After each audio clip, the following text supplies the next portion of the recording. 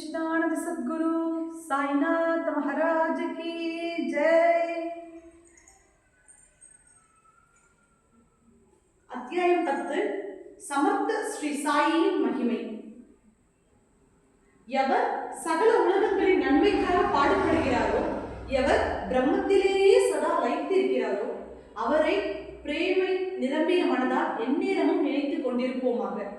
யாரை பற்றிய நினைவே நம்மை ஜனன மரண சூழலிலிருந்து விடுவிப்பதற்கு போதுமானதோ, அந்த நினைவே ஆன்மீக பயிற்சிகளில் சிறந்த பயிற்சியாகும்.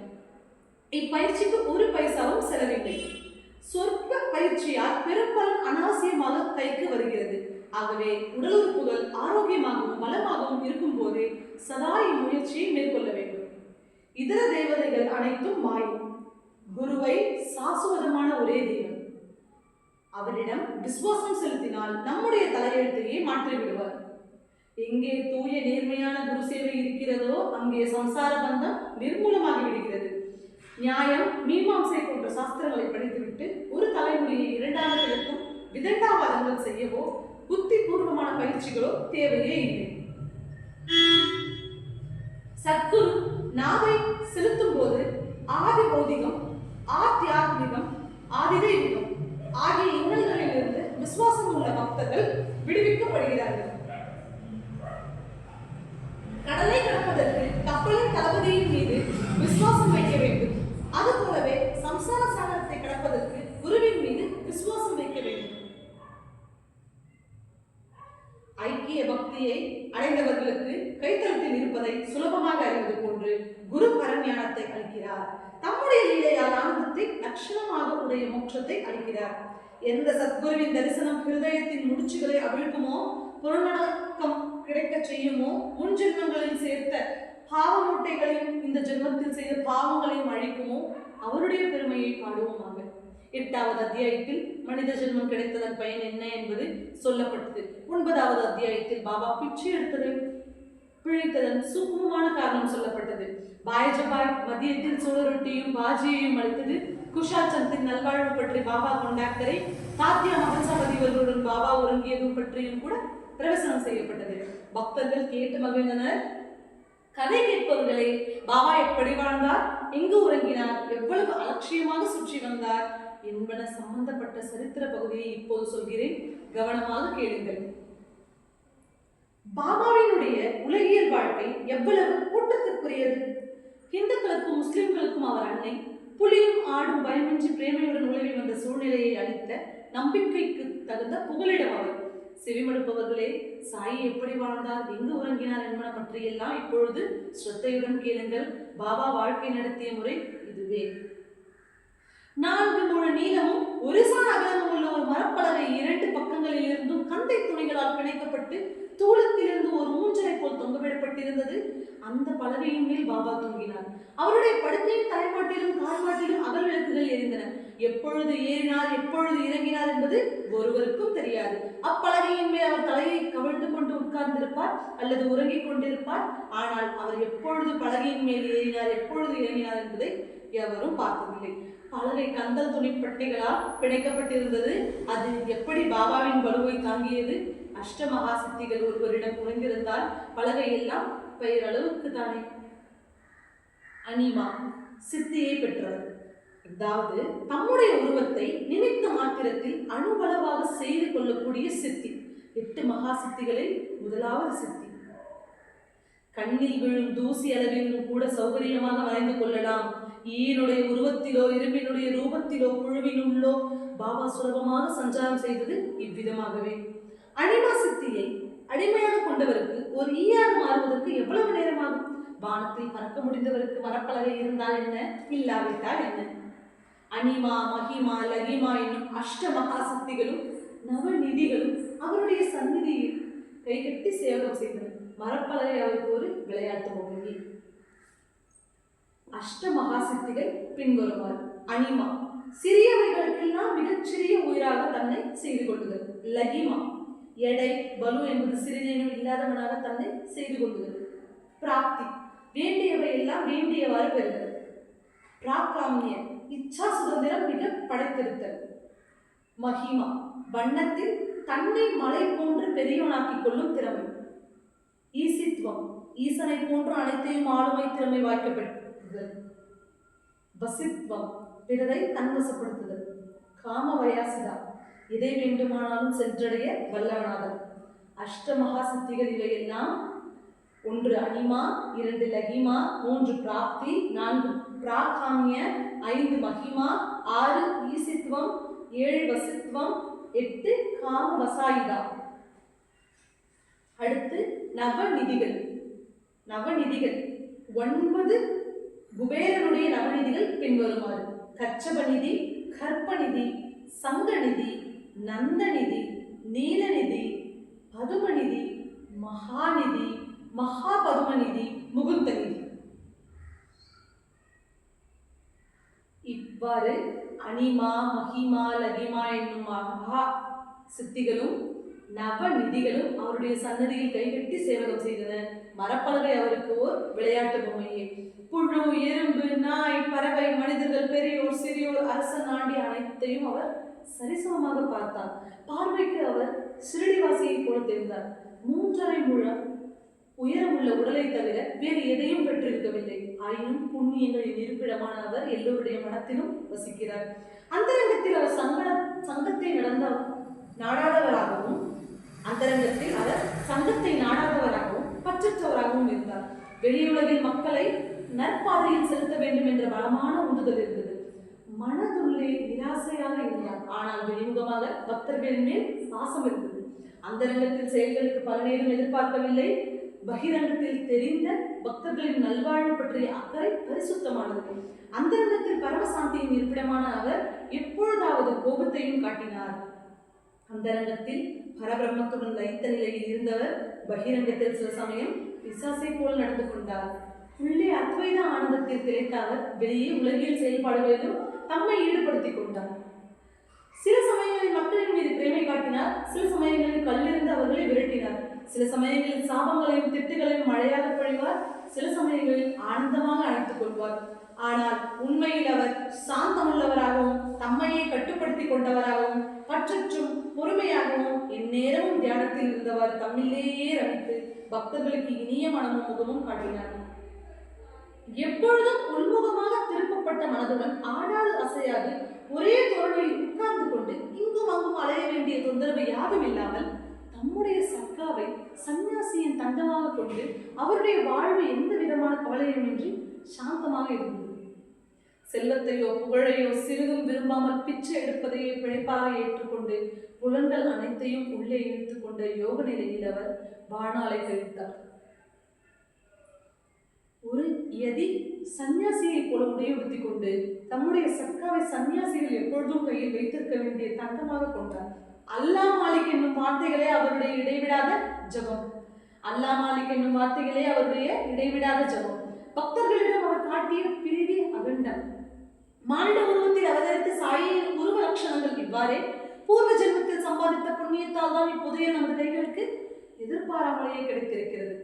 சாயை ஒரு சாதாரண மனிதரை என்று நினைப்பவர்கள் மந்தமதி படைத்தவர்கள், துரதிருஷ்டசாலிகள். அவர்களுடைய விதி விசித்திரமானது. அரிதாக கிடைக்கும் அதிர்ஷ்டத்தை அவர்கள் எவ்வாறு அனுபவிக்க முடியும்?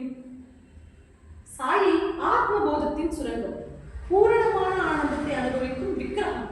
சம்சார சாகரத்தை முழுமையாகவும் பாதுகாப்புடனும் கடப்பதற்கு அவரை சட்டென்று பற்றிக்கொள்வோமாக. படைக்கும் தெய்வமாகிய பிரம்மாவிலிருந்து புல் பூண்டு வரை பிரபஞ்சத்தில் எங்கும் நிலவி இருக்கும் அளவற்றதும் முடிவற்றதும் பின்னலும் இல்லாததுமான முழு முதற் பொருளே பாபாவாக உருவெடுத்திருக்கிறது. கலியுகத்தின் கால அளவு 4,02,000 ஆண்டுகள். இதில் சுமார் 5,000 ஆண்டுகள் கழிந்த பிறகு பாபா அவதாரம் செய்திருக்கிறார். பாபாவினுடைய பிறந்த தேதியில் தெரியாமல் இந்த காலத்தை எவ்வாறு நிர்ணயம் செய்ய முடிய வேண்டும் என்று கதை கேட்பவர்கள் இங்கு ஒரு சந்தேகத்தை எழுப்பலாம். ஆகவே இப்பொழுது கவனமாக கேளுங்கள். புனிதமான ஷிரடி கிராமவாசியாக இருக்க வேண்டும் என்று சங்கல்பம் செய்து கொண்டு ஒரு க்ஷேத்திர சன்னியாசியாக பாபா தமது கடைசி நாள் வரை, அதாவது 60 ஆண்டு காலம் ஷிரடியில் வாழ்ந்தார். முதலாக பாபா 16 வயது பாலகனாக ஷிரடியில் தோன்றினார். அச்சமயத்தில் அங்கு 3 ஆண்டுகள் தங்கினார். பிறகு அவர் ஷிரடியில் இருந்து மறைந்து விட்டார். மறுபடியும் தூரதேசமான நிஜாம் ராஜ்யத்தில் கண்டுபிடிக்கப்பட்டார். அதன் பிறகு அவர் கல்யாண கோஷ்டியுடன் ஷிரடிக்கு வந்தார். வந்தவர் ஷிரடியிலேயே தங்கிவிட்டார். அப்போது அவருக்கு 20 வயது. அடுத்த 60 ஆண்டுகள் அவர் ஷிர்டியிலேயே தங்கிவிட்டது எல்லோருக்கும் தெரிந்ததே. சக வருஷம் 1840 ஆண்டு ஐப்பசி மாதம் விஜயதசமி திதி என்று கிபி 1918 ஆண்டு அக்டோபர் மாதம் 15ஆம் தேதி பாபா மகா சமாதி அடைந்தார். பாபாவுடைய வாழ்நாள் 80 ஆண்டுகள். இதிலிருந்து பாபா பிறந்த ஆண்டு சக வருஷம் 1760, அதாவது கிபி 1838 இருக்க வேண்டும் என்று அனுமானிக்கலாம். மரணத்தை வென்ற ஞானிகளின் ஜீவித காலத்தை நிர்ணயிக்க முடியுமா? அது செய்கரிய செயலாகும் ஒன்றோ. சூரியன் உதிக்காமலும் அஸ்தமிக்காமலும் நிலையாக ஒரு இடத்திலேயே இருக்கும். உலகத்தில் இறப்பும் பிறப்பும் அற்ற நிலையில் மகான்கள் அவர்களுடைய இடத்திலேயே இருக்கின்றனர். கிபி 1681 ஆண்டு ஞானி ராமதாசர் சமாதி அடைந்தார். அதிலிருந்து 200 ஆண்டுகள் முடிவதற்கு முன்பே இந்த மூர்த்தி அவதரித்தார். பாரத பூமி மௌகாலியர்களின் படைகளால் தாக்கப்பட்டது. இந்து அரசர்கள் தோற்கடிக்கப்பட்டனர். பக்தி மார்க்கம் படிப்படியாக நசித்து போயிற்று. மக்கள் அறவழியிலிருந்து புரட்டனர். அந்த சமயத்தில் ஞானி ராமதாசர் அவதரித்தார். சிவாஜி மகாராஜின் உதவியுடன் ராஜ்யத்தையும் பிராமணர்களையும் பசுக்களையும் முஸ்லிம்களின் தாக்குதல்களிலிருந்து அவர் காப்பாற்றினார். இது நடந்து 2 நூற்றாண்டுகள் முடிவதற்குள்ளேயே மறுபடியும் அதர்மம் தலை தூக்கியது. இந்துக்களுக்கும் முஸ்லிம்களுக்கும் இடையே பிளவு ஏற்பட்டது. பாபா இப்பிளவை சரிகட்ட முயன்றார். ராமனும் ரஹீமும் ஒன்றே, அவர்கள் இருவருக்குள் ஒரு வித்தியாசமும் இல்லை. இவ்வாறு இருக்கும்போது அவர்களை பின்பற்றுபவர்கள் ஏன் ராமன் வேறு ரஹீம் வேறு என்று வற்புறுத்த வேண்டும்? ஒருவரை ஒருவர் ஏன் வெறுக்க வேண்டும்? ஓ, என்ன மூடத்தனமான குழந்தைகள் நீங்கள்! நட்புறவின் பந்தங்கள் இந்துக்களையும் முஸ்லிம்களையும் ஒன்று சேர்க்கட்டும். பரந்த மனப்பான்மையும் தரும சிந்தனையும் உங்களுடைய மனதில் ஆழமாக வேறிடட்டும். வாத பிரதிபலிகளும் சண்டையும் சச்சரவும் நமக்கு வேண்டாம். ஒரே ஒருவருடன் போட்டி போடுவது வேண்டாம். அவரவருடைய விஷயத்தை பற்றியே விசாரம் செய்யட்டும். ஸ்ரீஹரி நம்மை காப்பார். யோகமும் யாகமும் தவமும் ஞானமும் ஸ்ரீஹரியை அடைவதற்குண்டான வழிகள். இவை அனைத்தும் ஒருவரிடம் இருந்தாலும் இதயத்தில் இறைவன் இல்லாவிட்டால் அவருடைய பக்தியும் வீண், வாழ்க்கையும் வீண். யாராவது உனக்கு அபகாரம், அதாவது யாராவது உனக்கு கெடுதல் செய்தாலும் அவர்களுக்கு பிரதிகாரம், எதிரடி செய்ய வேண்டாம். உபகாரமே செய்ய வேண்டும். இதுதான் பாபாவின் உபதேச சாரம். யாராவது உனக்கு கெடுதல் செய்தாலும் அவர்களுக்கு நீ எதிரடி செய்ய வேண்டாம், உபகாரமே செய்ய வேண்டும் என்பதுதான் பாபாவின் உபதேச சாரம். ஒருவருடைய உலகியல் முன்னேற்றத்துக்கும் ஆன்மீக முன்னேற்றத்திற்கும் இந்த உபதேசம் நன்மை அளிக்கக்கூடியது. உயர்ந்தவர், தாழ்ந்தவர், மகளிர், பிற்படுத்தப்பட்டோர் அனைவருமே இந்த நேர்வழி பாதையில் நடக்கலாம். கனவில் கண்ட ராஜ்ய வைபவங்கள் விழித்துக் கொண்டவுடனே மறைந்து விடுவது போலவே இவ்வுலக வாழ்க்கை ஒரு மாய தோற்றம் என்று பாபா அடிக்கடி கூறுவார். எவர் இவ்வுலக வாழ்வின் சுகமும் துக்கமும் மாயை என்னும் பிரபஞ்ச தத்துவத்தை ஏற்றுக்கொண்டு வாழ்கிறாரோ அவர் சுகதுக்க பிரமையை தம்முடைய வாழ்நெறியால் வென்று முக்தி அடைகிறார். சிஷ்யர்களின் உலக பந்தங்களை கண்டு அவருடைய இதயம் கருணையால் துடித்தது. அவர்களை எப்படி தேகாபிமானத்தை விட்டுவிட வைப்பது என்பது பற்றியே பாபா இரவு பகலாக சிந்தித்தார். யானும் இறைவனும் ஒன்றே என்ற பாவமும் அகண்டமான ஆனந்த நிலையும் உருவெடுத்து வந்து என் நேரமும் நிர்விகல்ப சமாதியில் திளைத்தது. அவரிடம் பற்றற்ற நிலையும் துறவும் அடைக்கலம் புகுந்தன. வீணையும் தாளத்தையும் கையில் ஏந்தி பரிதாப தோற்றத்துடன் வீடு வீடாக அலைந்து கை நீட்டுவது என்பது பாபாவுக்கு என்றுமே தெரியாது. மக்களை பிடித்து அவர்களுடைய காதில் பலவந்தமாக ஏதோ ஒரு மந்திரத்தை ஓதி அவர்களை சிஷ்யர்களாக மாற்றி பணத்திற்காக அவர்களை ஏமாற்றும் குருமார்கள் எத்தனையோ இருக்கின்றனர். தாங்களே அதர்ம நெறியில் வாழ்ந்து கொண்டு சிஷ்யர்களுக்கு தர்ம நெறியை போதனம் செய்வர். எப்படி இந்த குருமார்கள் தங்கள் சிஷ்யர்களை சம்சார கடலை தாண்ட வைத்து ஜனன மரண சூழலில் இருந்து விடுதலை பெற்று தர முடியும்? தம்முடைய தர்ம நெறி பெருமையை விளம்பரம் செய்து கொள்ள வேண்டும், உலகத்தை அதை ஏற்றுக்கொள்ள செய்வதில் வெற்றி பெற வேண்டும் என்ற எண்ணமே இல்லாத தனித்தன்மை கொண்ட மூர்த்தியாக சாயிபாபா விளங்கினார். தேகாபிமானத்திற்கு இடமே அளிக்காமல் அதே நேரத்தில் பக்தர்களின் மீது அத்தியமான பிரதியை செலுத்தும் மாண்புடையவர் இந்த சாயி. குருமார்களில் 2 வகை உண்டு, நியத, அநியத. நியத என்றால் இறைவனால் நியமிக்கப்பட்டவர், அநியத என்றால் இறைவனால் அவர் நியமிக்கப்படாதவர். இவ்விரு வகை குருமார்களின் செயல்பாடு முறைகளை கதை கேட்பவர்களுக்கு விளக்கம் செய்கிறேன். நற்பண்புகளின் வளர்ச்சிக்கு ஊக்கமளித்து மனதை தூய்மைப்படுத்தி சிஷியனை மோட்ச மார்க்கத்தில் வழிநடத்துவதற்கு உண்டான வரப்பிரசாதத்தை மாத்திரம் உடையவர் அநியத குரு. ஆனால் நியத குருவினுடைய சம்பந்தமோ துவைத பாவத்தை அழித்து தத்துவமசி நீயே அதுவாக இருக்கிறாய் என்னும் சாமவேத மகா வாக்கியத்தின் பொருளை நேரடியாக உள்ளுக்குள்ளே வளரச் செய்கிறது.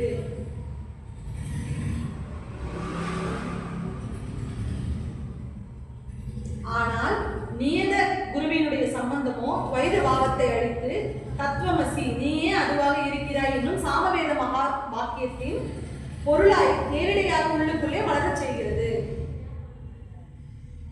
இம்மாதிரியான நீத குருமார்கள் தோன்றா நிலையில் பிரபஞ்சமெங்கும் வியாபித்திருக்கின்றனர். பக்தர்களுடைய நன்மைக்காக உருவம் எடுத்துக் கொண்டு அவதரிக்கின்றனர். தங்களுடைய வேலை முடிந்து விட்டது என்று தெரியும் போது உடலை உகுத்து விடுகின்றனர். சாயி நீத பிரிவை சேர்ந்தவர். அவருடைய லீலைகளை நான் எவ்வாறு முழுமையாக விவரிக்க முடியும்? அவர் என்னுடைய புத்தி சக்தியை எப்படி தூண்டுகிறாரோ அப்படியே பிரவசனம் முடிவெடுக்கும். உலகியல் கலைகளுக்கும் வித்தைகளுக்கும் அநேக குருமார்கள் உண்டு. ஆனால் யார் நமக்கு ஆத்ம ஞானத்தை அளிக்கிறாரோ அவரே நமது சத்குரு. சத்குருவை சம்சார கடலின் மறுகரையை காட்ட முடியும். அவருடைய மகிமை எண்ணத்திற்கு அப்பாற்பட்டது. யார் பாபாவை தரிசனம் செய்ய சென்றாலும் அவருடைய இறந்த கால நிகழ்கால எதிர்கால ரகசியங்கள் அனைத்தும் அவர் கேட்காமலே அவருக்கு சொல்லப்படும். இறைவனின் படைப்புகள் எல்லாவற்றிலும் அவனை கண்ட சாயி நண்பனையும் விரோதியையும் சரிசமமாகவே பார்த்தார். எல்லளவும் வித்தியாசம் காட்டவில்லை. அவர் யாரிடமிருந்தும் எதையும் எதிர்பார்க்கவில்லை. எல்லோரையும் ஒன்று போலவே சமமாக பார்த்தார். அபகாரம் செய்தவர்களுக்கும் அமுதத்தை கொடுத்தார். அதிர்ஷ்டமோ துரதிருஷ்டமோ அவருடைய சமநிலையை பாதிக்கவில்லை. விகற்பம் அதாவது மனக்கோணல் அவரை தொடவே இல்லை. அழியக்கூடிய மனித உடலை ஏற்றுக்கொண்ட நிலையும் அவருக்கு உடல் வீடு வாசல் போன்ற உலகியல் பொருட்களின் மேல் பற்றேதும் இல்லை. வெளிப்பார்வைக்கு உடலில் இருந்தாரே தவிர அகமுகமாக உடலின் மீது பற்றற்றே இருந்தார். அவ்வாறு யாராவது இருக்க முடிந்தால் அவருக்கு அந்த ஜன்மத்திலேயே முக்தி கிடைத்துவிடும். உணவு உண்ணும் போதும் நீர் அருந்தும் போதும் தூங்கும் போதும் சாயியே இடைவிடாது ஞாபகப்படுத்திக் கொண்டு சாயி வழிபாட்டையே தெய்வ வழிபாட்டாக கொண்டவர்களான ஷிரடி மக்கள் புண்ணிய சாய்கள். கொட்டிலும் முற்றத்திலும் வேலை செய்யும் போதும் உரலிலே தானியத்தை குற்றும் போதும் இயந்திரத்தில் மாவு அரைக்கும் போதும் தயிர் கடையும் போதும் அவர்களை பாபாவின் மகிமையை பாடச் செய்யும் பக்தியும் பிரேமையும் புனிதமானவை, மிக மிக புனிதமானவை. சாவகாசமாக உட்கார்ந்து கொண்டிருக்கும் போதும் சாப்பிடும் போதும் தூங்கும் போதும் கூட பாபாவினுடைய திருநாமம் அவர்களுடைய உதடுகளில் தவழ்ந்தது. பாபாவை தவிர வேறு எந்த தெய்வத்தையும் அவர்கள் வழிபடவில்லை. ஓ ஷிரடியின் மக்கள் பாபாவின் மேல் எவ்வளவு அன்பு பாராட்டினார்கள். அவர்களுடைய அன்பார்ந்த பக்தி எவ்வளவு இனிமையானது. இம்மாதிரியான தூய அன்புதான் மகிழ்ச்சி தரும் பாட்டுக்களை கவனம் செய்வதற்கு உண்டான உணவை கூட்டுகிறது. பாண்டித்தியம் இங்கே செல்லாது. மொழி சரளமாகவும் கருத்து வெளிப்பாடு நேரடியாகவும் புலமையின் சாயல் ஏதும் இல்லாமலும் இருந்த போதிலும் சொற்களின் மூலமாக வெளிப்பட்ட கவிநயம் பண்டிதர்களும் தலையாட்டி ரசிக்கும்படியாக இருந்தது. உயர்ந்த கவிதை பரிசுத்தமான அன்பின் நேர்மையான வெளிப்பாடு அன்றோ? கேட்பவர்கள் இதை இம்மகளிரின் சொற்களில் உணர முடியும். சாயிபாபா விரும்பினால் ஷிரடியின் மகளிர் பாடிய எல்லா பாட்டுகளையும் ஒன்று சேர்த்து ஒரு தனி அத்தியாயமாகவே என்னால் செய்ய முடியும். உங்களுக்கும் இப்பாட்டுகளை கேட்க வேண்டும் என்ற ஆசை நிறைவேறும். உருவமில்லாத இறைவன் பக்தர்களின் மேற்கொண்டு கிருபையினால் சாயியினுடைய உருவத்தில் ஷிரடியில் தோன்றினார். அவனை அறிந்து கொள்வதற்கு முதலில் அகங்காரத்தையும் எல்லா ஆசைகளையும் பாசங்களையும் விட்டுவிட வேண்டும். பக்தியாலும் பிரேமையினாலும் அவனை அறிய முடியும். ஷிரடி மக்களின் கூட்டு புண்ணியம் பூரணமாக நிறைந்த பிறகு பிராப்த காலத்தில் பழுத்து சாயி என்னும் முறை விட்டிருக்கலாம். இது சில காலம் கழித்து ஷிரடிக்கு வந்து மக்களுக்கு பலனளித்தது. விவரிக்க முடியாத சக்தி தன்னை வெளிப்படுத்திக் கொண்டது. ஜென்மம் இல்லாதது ஜென்மத்தை ஏற்றுக்கொண்டது. உருவம் இல்லாதது உருவெடுத்தது. கருணை என்ற ரசம் மனித உருவெடுத்தது. புகழ், செல்வம், வைராக்கியம், ஞானம், போற்றல், கொடை இந்த 6 மகோனதமான குணங்கள் அவரை அலங்கரித்தன. பாபாவினுடைய நிக்கிரகம் சாதாரணமானது. தோன்றா நிலையில் எதையும் தம்முடையதாக வைத்துக் கொள்ளாதவர் பக்தர்களுக்கு அருள் செய்வதற்காக உடலை ஏற்றுக்கொண்டார். ஆஹா, அவருடைய கிருபைதான் எண்ணி பக்தர்கள் அவரிடம் நம்பிக்கையும் அன்பும் செலுத்தினர். ஆனால் அவருடைய நிஜமான இயல்பை இறைவனே அறிவார். வாக்கின் தேவதையாகிய சரஸ்வதியும் சொல்ல துணியாத அவருடைய வார்த்தைகள் கேட்பவர்களை லஜ்ஜையால் தலைகுனிய செய்தனர். சாயின் வார்த்தைகள் பக்தர்களின் நல்வாழ்வை மனதில் கொண்டே பேசுகிறார். இந்த வார்த்தைகளை நான் தெரிவிப்பதை விட மௌனமே சிறந்தது. இருப்பினும் கடமை தவறக்கூடாது என்னும் காரணத்தால் சொல்லியே தீர வேண்டியிருக்கிறது. பக்தர்களின் மீது கருணை கொண்ட சாயி மிக்க பணிவழக்கத்துடன் கூறினார், அடிமைகளுக்கு அடிமையாகிய நான் உங்களுக்கு கடமைப்பட்டிருக்கிறேன். உங்களுடைய தரிசனத்தை நாடுகிறேன். உங்களுடைய மகா கருணையிலிருந்தால் நான் உங்களை சந்திக்க நேர்ந்தது. உங்களுடைய மலத்தில் இருக்கும் புழு நான். இந்த அந்தஸ்தினால் நான் ஷிரடியிலேயே மிக்க பாக்கியசாலி. ஓ பாபா எவ்வளவு அடக்கமுடையவராக இருந்தார். இனிமையாக இருப்பதற்கு எவ்வளவு ஆவல், எவ்வளவு தூய்மையான அகங்காரமற்ற நிலை, எவ்வளவு மரியாதை. பாபா மேற்கண்டவாறு கூறிய நிகழ்ச்சி பரிசுத்தமான உண்மை என்று நிரூபிக்கப்பட்டு விட்டது. இதை சொன்னது பாபாவுக்கு இழிவு என்று யாராவது நினைத்தால் அவர் என்னை மன்னித்து விட வேண்டும் என பிரார்த்திக்கிறேன். என்னுடைய பேச்சு அசிங்கப்பட்டு விட்டது எனில் அதை காது கொடுத்து கேட்க பாவத்தை நீங்கள் நிவர்த்தி செய்து கொள்ள வேண்டுமெனில் சாய் நாமத்தை ஜபம் செய்வோம். சகல தோஷங்களும் அகன்றுவிடும். சாயினுடைய அருள் பல ஜென்மங்களில் செய்த தவத்தால் கிடைத்த பயன். தாகத்தால் தவிக்கும் பயணி தண்ணீர் பந்தலை கண்டவுடன் மகிழ்ச்சி அடைவதோடு நாம் மகிழ்ச்சி அடைகிறோம். சுவை உணர்வு பலவித ருசிகளையும் வாசனைகளையும் விரும்பியது போல் பார்வையாளர்களுக்கு தெரிந்த போதிலும் அவருடைய நாக்கு சுவையை அறியாததால் அவருக்கு அந்த உணர்வே கிடையாது. புலன்களுக்கு ஆசையே இல்லாத போது அவற்றில் இருந்து வரும் இன்பங்களை அவர் எவ்வாறு அனுபவிக்க முடியும்? அவ்வின்பங்களுக்கு புலன்களை உசுப்பிவிட கூடிய சக்தியே இல்லாத போது அவர் எப்படி அத்தலைகளில் மாட்டிக்கொள்வார்? கண்கள் எதிரில் வந்ததை பார்த்தன. ஆனால் அவருக்கு எதையும் பார்த்த உணர்வு ஏற்படவில்லை. ஏனெனில் அவருக்கு எதையும் பார்த்து என்ன வேண்டும் என்று தெரிந்து கொள்ள வேண்டும் என்ற ஆசையே இல்லை. ஹனுமான் லங்கோனுடன் பிறந்தார் என்பதும் அவருடைய தாயாரையும் ஸ்ரீராமனையும் தவிர வேறு எவருமே அதை பார்த்ததில்லை என்பதும் புராண வரலாறு. பிரம்மச்சரியத்தில் ஹனுமாருக்கு ஈடாக வேறு எவரை சொல்ல முடியும்? தாயே பிறவி உறுப்புகளை பார்த்ததில்லை என்று சொல்லும்போது மற்றவர்களை பற்றி என் சொல்வது? பாபாவினுடைய பிரம்மச்சரியமும் அவ்வாறானதே, பூர்ணமானது, அபூர்வமானது. அவர் எப்பொழுதும் இடுப்பில் ஒரு லங்கோடு உடுத்தி கொண்டிருந்தார். சிறுநீர் கழிப்பதை தவிர பிறவி உறுப்புக்கு வேறு வேலையே இல்லை. ஆடுகளின் தொண்டை கருவில் தொங்கும் 2 சதை கோலங்களைப் போல இருக்க வேண்டும் என்பதற்காகவே இருக்கும் உறுப்பை போன்ற நிலைமை. பாபாவினுடைய பௌதிக உடலை பொறுத்தவரை இதுதான் நிலைமை.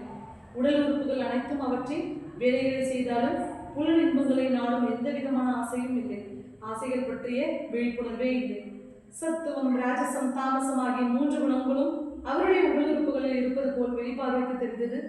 செயல் புரிபவரை போல கூட தென்பட்டார். ஆனால் உண்மையில் அவர் முக்குணங்களுக்கு அப்பாற்பட்டு உடலின் மீது எந்த விதமான பற்றும் இல்லாமல் இருந்தார். பற்றற்றவராகவும் தூய ஞானத்தின் உருவமாகவும் தம்மிலேயே லயித்தவராகவும் இருந்தார். காமமும் குரோதமும் அவருடைய காலடிகளில் ஓய்வெடுத்தன.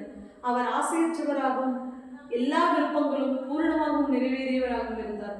உலக விவரங்களை பிரம்மமாக தெரியும் முக்தி நிலையில் அவர் இருந்தார். பாவ புண்ணியங்களுக்கு அப்பாற்பட்ட பூரணமான நிவர்த்தி நிலையது. தேகாபிமானமே இல்லாத பாபா மக்களுக்குள்ளே வித்தியாசம் பாராட்டுவதை கனவிலும் கருதவில்லை. நானாவல்லி ஷிரடியில் வாழ்ந்த பிசாசு பிடித்தவர் போல் எங்கும் அலைந்து கொண்டிருந்த ஒரு முரட்டு மனிதர். அவர் ஆசனத்திலிருந்து எழுந்திருக்க சொன்னபோது உடனே அவருக்கு இடம் கொடுத்து விட்டு நகர்ந்து விட்டார். இவ்வுலகத்தில் அவருக்கு அடைய வேண்டியது ஏதும் இல்லை. பரவுலகத்தில் அடைய வேண்டியதும் மீதும் ஏதும் இல்லை. பக்தர்களுக்கு அருள் புரிவதற்கென்றே அவதாரம் செய்த இந்த ஞானியின் மகிமை இவ்வாறு. கருணாமூர்த்தியான ஞானிகள் மக்களுக்கு அருள் புரிவதற்காகவே இப்பூவுலகில் அவதாரம் செய்கின்றனர்.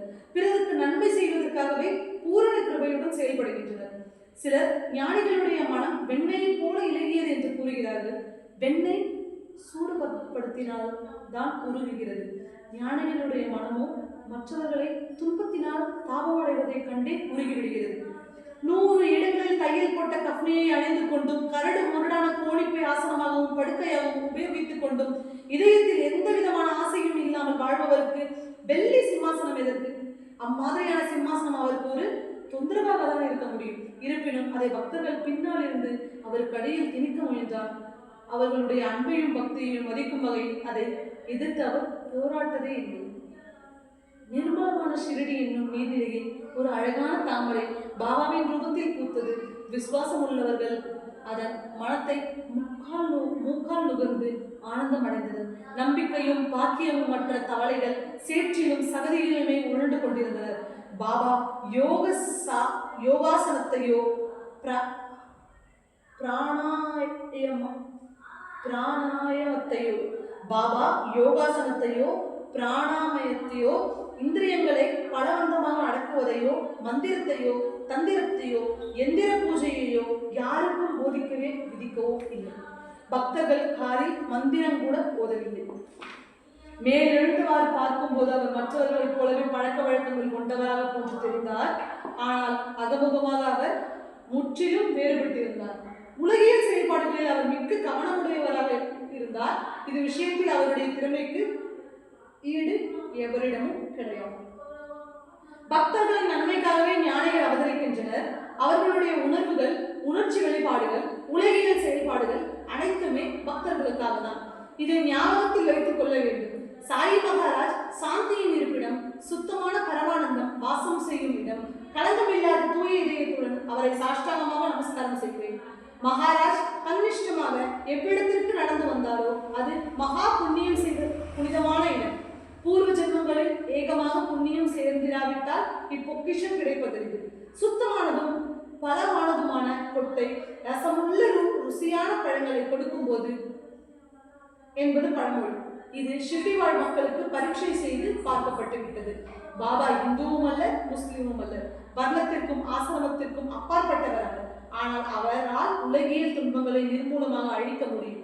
எல்லையற்ற முடிவே இல்லாத பரந்த வானத்தை போன்ற பாபாவினுடைய வாழ்க்கை சரித்திரம் எவருக்கும் புரியாது. அவரை தவிர வேறு யாரால் அதை புரிந்து கொள்ள முடியும்? மனதினுடைய வேலை சிந்தனை செய்வது, ஆலோசிப்பது. அதை செய்யாமல் மனம் ஒரு கணமும் சும்மா ஆகிறாது. புல்லின்பங்களை அதற்கு கொடுத்தால் புல்லின்பங்களை பற்றியே சிந்திக்கும். குருவை அதற்கு பொருளாக கொடுத்தால் குருவை பற்றியே சிந்திக்கும். எல்லா இந்திரியங்களையும் செவிப்புலனில் ஒன்று சேர்த்து குருவினுடைய மகிமையை நீங்கள் கேட்டபோது அதுவே குருவை பற்றிய சகஜமான சிந்தனையாகவும் சகஜமான கீர்த்தனையாகவும் சகஜமான பஜனையாகவும் அமைந்துவிட்டது.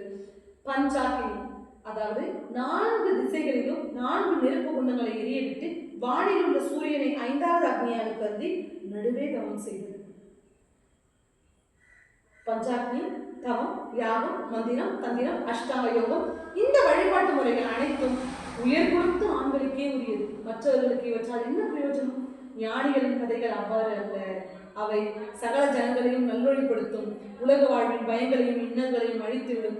உயர்ந்த ஆன்மீக வாழ்க்கைக்கு வழிகாட்டும். அக்கதைகளை கேட்பதாலும் சிந்திப்பதாலும் மனமொன்றி படித்தாலும் பரிசீலனை செய்வதாலும் தியானிப்பதாலும் உயர்குலத்து ஆண்கள் மட்டுமின்றி பிற்படுத்தப்பட்டோரும் மகளிரும் கூட தூய்மை அடைந்தனர். பிரேமை சிறிதும் இல்லாத மனிதனே இல்லை. ஒருவருக்கு ஒன்றின் மேல் பிரேமை, மற்றவருக்கு வேறொன்றின் மேல் பிரேமை. எதை பிரேமை செய்கிறார்களோ என்பதில் தான் மக்கள் வேறுபடுகிறார்கள். சிலருக்கு சந்ததியின் மேல் பிரேமை, மற்றவர்களுடைய பிரேமை செல்வத்தின் மேல், புகழின் மேல், சம்பத்துகளின் மேல், உடலின் மேல், வீட்டின் மேல், உலகியல் கீர்த்தனையின் மேல் இருக்கலாம். சிலருக்கு அறிவை விருத்தி செய்து கொள்வதில் பிரேமை. ஒருவர் விஷயங்களில் தாம் செலுத்தும் பிரேமை அனைத்தையும் ஒன்று சேர்த்து வடித்து இறைவனின் பாதங்கள் என்னும் அச்சில் ஊற்றிவிட்டால் அது பக்தியாக மாறும். ஆகவே உம்மிடம் இருக்கும் உலகியல் பொருட்கள் அனைத்தையும் சமர்ப்பித்துவிட்டு உம்மையே சாயி பாதங்களுக்கு சன்னமாக்கி விடுங்கள். அவர் உம்மிடம் கிருபை காட்டுவார். இது ஒரு சுலபமான உபாயம். மக்கள் இம்மாதிரியான சுலபமான சாதனைகளால் பெரும் லாபத்தை அடையலாம்.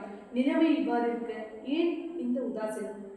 மிகப்பெரிய லாபங்களை அல்பமான சாதனைகளால் பெற முடியும் என்றால் பொதுவாக ஏன் மக்கள் இதில் ஈர்ப்பு இல்லாமல் அஸ்வத்தையாக இருக்கிறார்கள் என்று கதை கேட்பவர்கள் சந்தேகம் வருவது இயற்கையே. அதற்கு ஒரு காரணம் தான் உண்டு. இறைவனுடைய அருள் இல்லாது இந்த ஆவல் எழாது. இறைவன் அருள் செய்ய விரும்பி முகம் மலர்ந்துவிட்டால் கதை கேட்க வேண்டும் என்னும் விருப்பம் ஆவலும் உடனே எழும். ஆகவே சாயியை சரணடையுங்கள், இறைவன் உங்களுக்கு அருள் புரிவான். இக்கதையை கேட்க வேண்டிய விருப்பமும் ஆவலும் எழும். சுலபமான ஆன்மீக சாதனையை அடைந்தவர்களாகி விடுவீர்கள். குரு சரித்திரத்தின் சத் சங்கத்தை நாடுங்கள். உலகியல் சங்கிலியில் இருந்து உங்களை விடுவித்துக் கொள்ளுங்கள். இதில் தான் உங்களுடைய ஆன்மீக முன்னேற்றமே இருக்கிறது. இதை பற்றி யாதொரு விதமான சந்தேகமும் வேண்டாம். உங்களுடைய சாதுரியமான வாதங்களை எல்லாம் விட்டுவிடுங்கள். அதற்கு பதிலாக சாயி சாயி என்று ஸ்மரணம் செய்யுங்கள். அக்கறைக்கு எவ்வளவு சுலபமாக நீந்து செல்கிறீர்கள் என்று பாருங்கள். இதை பற்றி எந்த சந்தேகமும் வேண்டாம். இவை என்னுடைய வார்த்தைகள் அல்ல, சாயினுடைய திருவாய்மொழியாகும். இவை வெறும் வார்த்தைகள் அல்ல, எதை போலவும் முயற்சி செய்ய வேண்டாம். துர்ச்சங்கம் என்றும் கெடுதலையே விளைவிக்கும். நீங்கள் அறியாமலேயே உங்களை தடம்புரளச் செய்யும் மகா துக்கங்களின் இருப்பிடம் எல்லா சூழ்நிலையும் விரட்டிவிடும். சத்குரு சாயிநாதரை தவிர வேறு யாரால் அம்மாதிரியான துர்ச்சங்கத்தினால் நமக்கு விளையக்கூடிய கெடுதல்களை விளக்க முடியும்? கருணையால் விளைந்து ஆதங்கத்தினால் வெளிவந்த சாயியின் திருவாய்மொழிகளை சொத்தையுடன் பத்திரப்படுத்துங்கள் பக்தர்களே. இது துர்ச்சங்கத்தால் விளையக்கூடிய இன்னல்கள் வராது தடுக்கும். சிருஷ்டி செய்யப்பட்ட இவ்வுலகத்தை கண்களால் பார்த்த உடனேயே மனம் சௌகரியத்தினால் ஈர்க்கப்பட்டு ரமித்து போகிறது. அதே கண்களை அகமுகமாக செலுத்தினாலோ மனம் ஞானிகளின் சத்சங்கத்தில் ஈடுபடுகிறது. நம்முடைய அகங்காரத்தை நிர்மூலமாக அழிக்கும் அளவுக்கு சத்சங்கம் மகிமை உள்ளது. வேறு எந்த மார்க்கத்திற்கும் சத்சங்கத்தை போல சாதனை புரியும் திறமை கிடையாது. ஞானிகளின் சங்கத்தையே எப்பொழுதும் நாடுங்கள். மற்ற சங்கங்கள் அனைத்துமே குறையுடையவை. சத் சங்கமே மறுவில்லாதது. எந்த கோணத்தில் பார்த்தாலும் தூய்மையானது. சத் சங்கம் உங்களை உடலின் மேல் வைத்த ஆசையிலிருந்து விடுவிக்கும். சம்சார பந்தங்களில் இருந்து விடுதலை அளிக்கக்கூடிய அளவுக்கு பலமுடைய சத் சங்கத்தில் எப்படியாவது போய் சேர்ந்துவிட வேண்டும். சத் சங்கம் கிடைக்கும் பாக்கியம் இருந்தால் உபதேசங்கள் சகஜமாக வந்து சேரும். அந்த கணமே துர்ச்சங்கம் மறைந்தோடிவிடும். மனம் சத் சங்கத்தில் மூழ்கிவிடும். உலக விஷயங்களில் விரக்தி ஏற்படுவதை ஆன்மீக வாழ்வில் நுழைவதற்கு உபாயமாகும். சத்சங்க நாட்டம் என்னும் பலமான உந்துதலின்றி நான் யார் என்பதை கண்டுபிடிக்க முடியாது. சுகத்திற்கு பிறகு துக்கம் விளைகிறது, துக்கத்திற்கு பிறகுதான் சுகம் விளைகிறது. ஆனால் மானிடன் எப்பொழுதும் சுகத்திற்கு இன்முகம் காட்டுகிறான், தூக்கத்திற்கு கடுமுகம் காட்டுகிறான். வரவேற்றாலும் முகத்தை திருப்பிக் கொண்டாலும் நடப்பது நடந்தே தீரும். ஞானிகளுடைய சங்கம் தான் நம்மை இன்பத்திற்கும் துன்பத்திற்கும் அப்பால் கொண்டு செல்ல முடியும். சத் சங்கம் தேகாபிமானத்தை நாசம் செய்கிறது. சத் சங்கம் ஜனன மரண சூழலை உடைக்கும். சத் சங்கம் உலக பந்தங்களை பட்டென்று அறுத்து இறைவனை அடைய வழிவகுக்கிறது.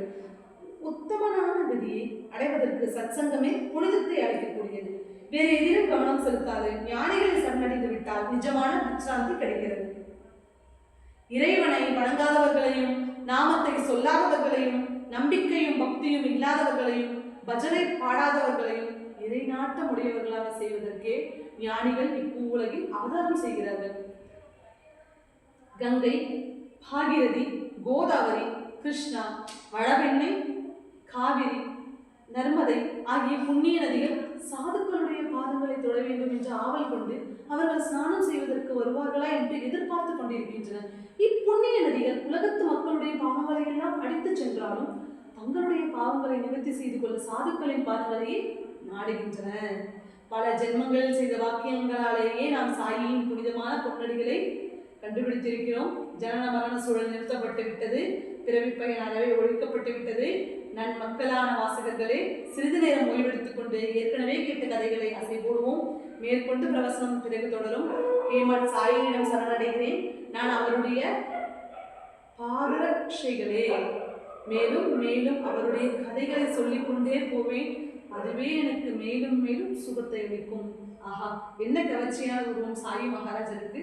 மசூதியின் விளிம்பில் நின்று கொண்டு பக்தர்களுடைய நல்வாழ்வையை மனதில் கொண்டு அவர்களுக்கு உதய பிரசாதம் விநியோகிப்பார்.